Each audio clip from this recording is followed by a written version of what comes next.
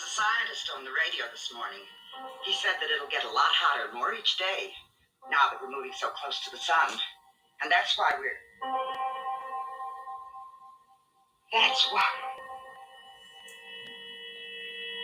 The word that Mrs. Bronson is unable to put into the hot, still, sodden air is doomed.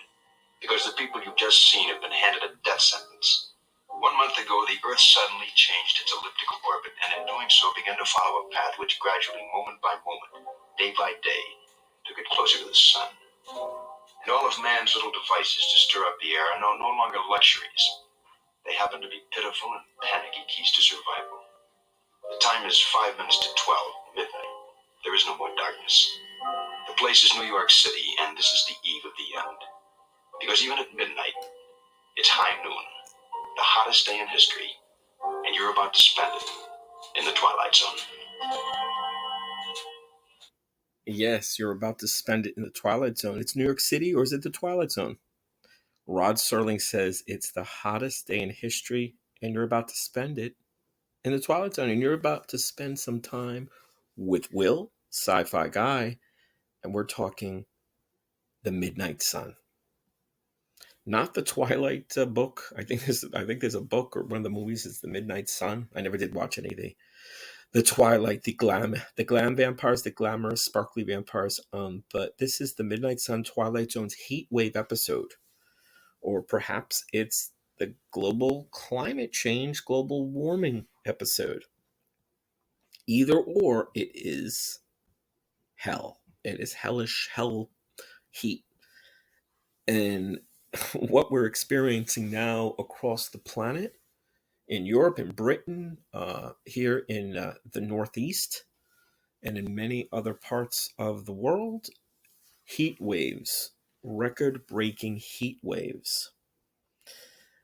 I remember watching this episode as a child and just being blown away. I mean, Twilight Zone, as all my friends, my family will know and attest, is one of my favorites.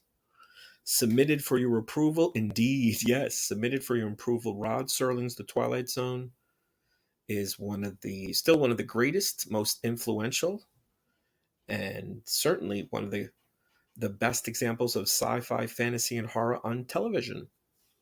And I think that's probably the allure in terms of its range. It's not pure science fiction. It's not pure fantasy, horror. It's all of them. It's psychic powers, supernatural. There's a great voodoo episode.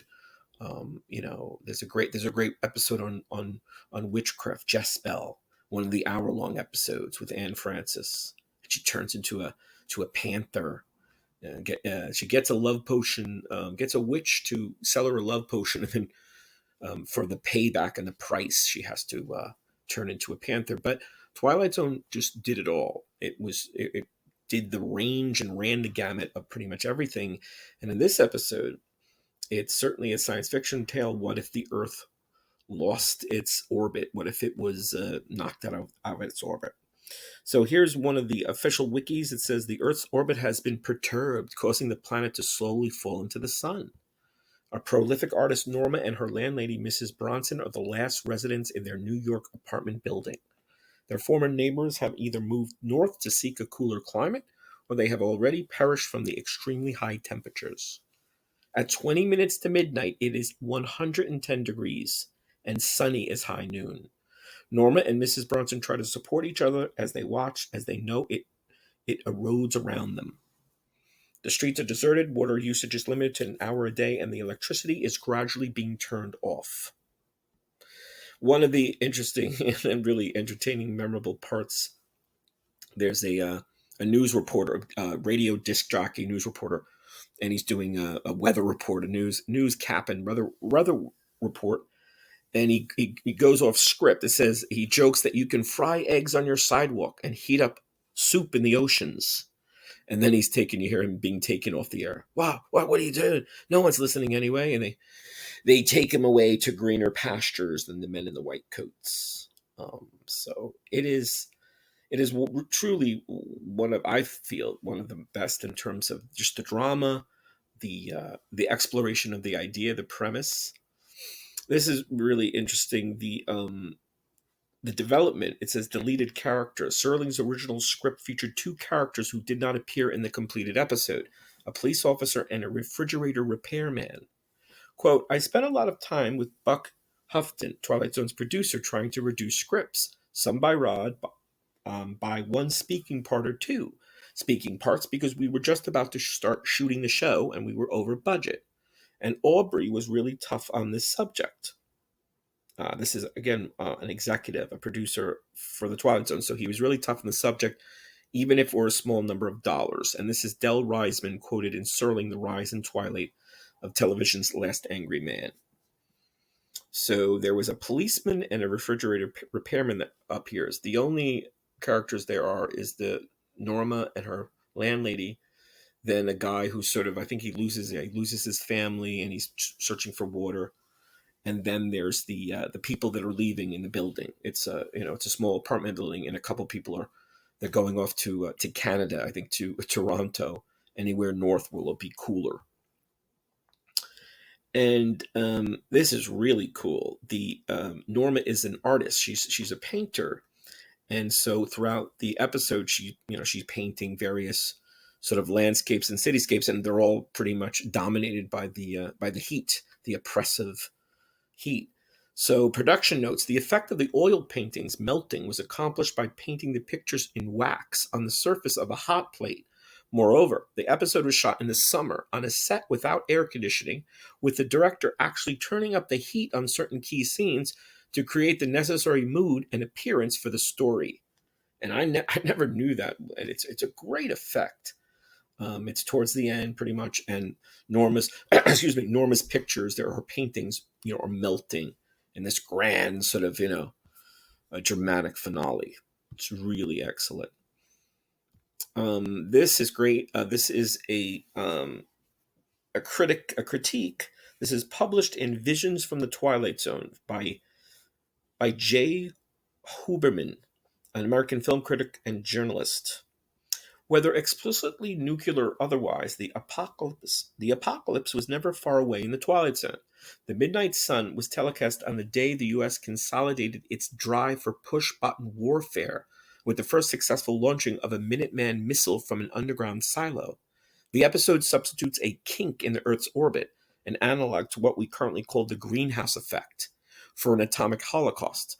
Instead of blowing up the planet, it's falling into the sun. Rape and pillage seem imminent, and even the pigment is boiling on the heroin artist's canvases as the radio weatherman goes nuts on the air. And, it's really one of the most disturbing zones because, so many, as good as they are, sort of voodoo episodes or, even the psychic or weird phenomena episodes, we're pretty sure they can't happen, or they're very, very unlikely. But Midnight Sun is possible. I mean, the disturbance and the routing of the orbit of the Earth, and disturbing and either falling farther or falling away, and obviously havoc follows.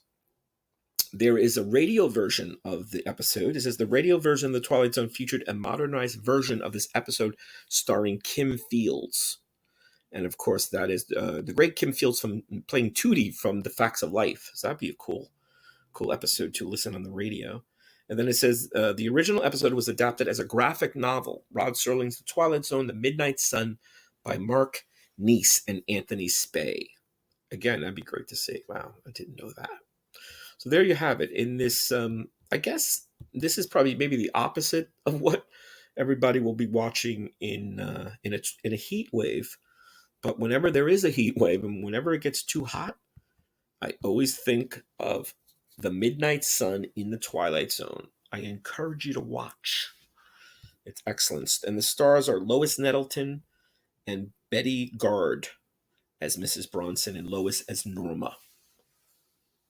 Excellent, as usual, the Twilight Zone is. It is so memorable and it is so powerful. And we want to thank you for listening. We hope you subscribe. If you do not, you can subscribe to the freebie or the paid people, the $4.99. You get some nice exclusives, either or. You keep up with the episodes. Stay cool. Go and watch The Midnight Sun. And we'll see you soon.